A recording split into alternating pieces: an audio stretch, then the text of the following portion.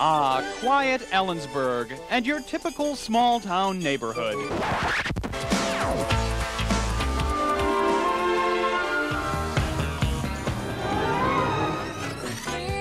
But if you're driving by this house, you're likely to slam on the brakes, jump out of the car, and say, "What is this place?"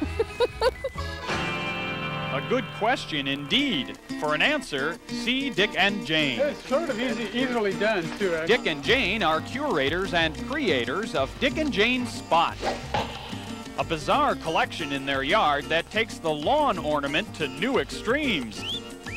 Featuring thousands of reflectors, bottle caps, old urinals, you name it. Oh my, the place will make your head spin.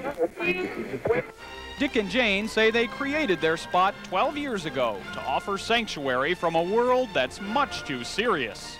The police department across the street is really what our society about, the straight lines and the rigid, hard brick. And this place is just a riot of colors, just go, you know, and it's free. And that expression is so important to so many people. So they've dedicated their lawn to the spirit of imagination. Takes years of experience to be able to do this kind of work. Dick and Jane create most of the art themselves. Dick's art literally reflects his personality. There's something about them that really delighted me.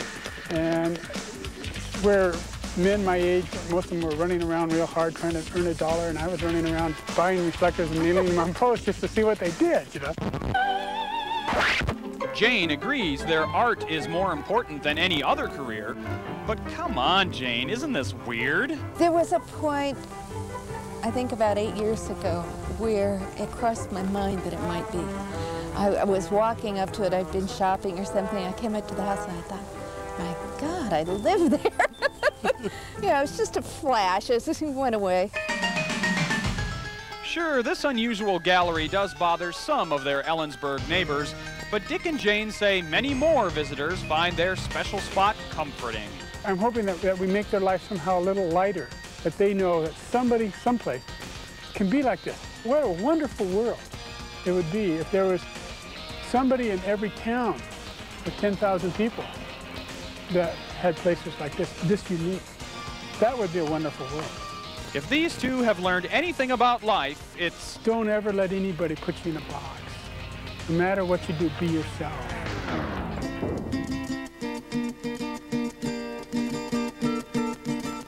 With those parting words of advice, it's time to wave bye-bye. And to those of you who still think all of this is childish, Dick says,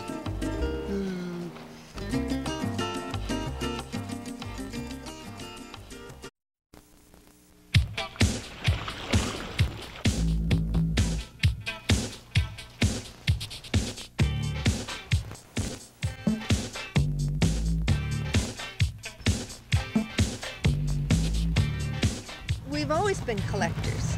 We've collected art for 20 years. I don't think there's any way we could stop. Some people think we're totally insane.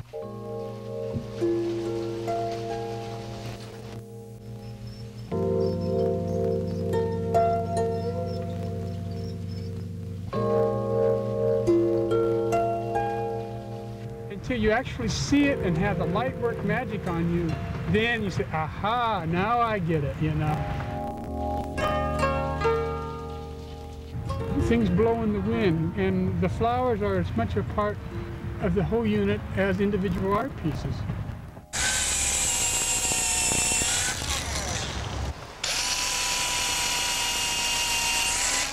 When I was a kid, I'd never heard of anybody who was alive, who was an artist. And so I like the fact that in this town, when kids see this place, they know that an artist is something that people can become. Pretty good, huh?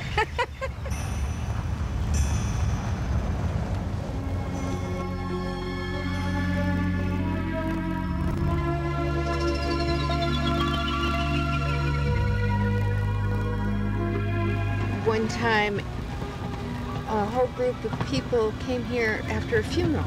It was their dad's favorite place. He really liked it, and he had been saving some bottle caps for us, so they brought by these bottle caps. That They were in his will.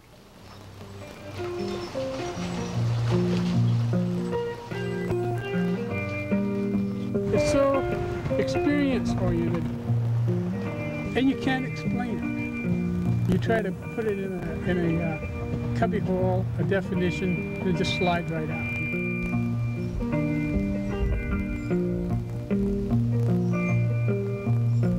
A 10-year-old boy came and knocked on our door one day, and he said, "Is this what you call imagination?"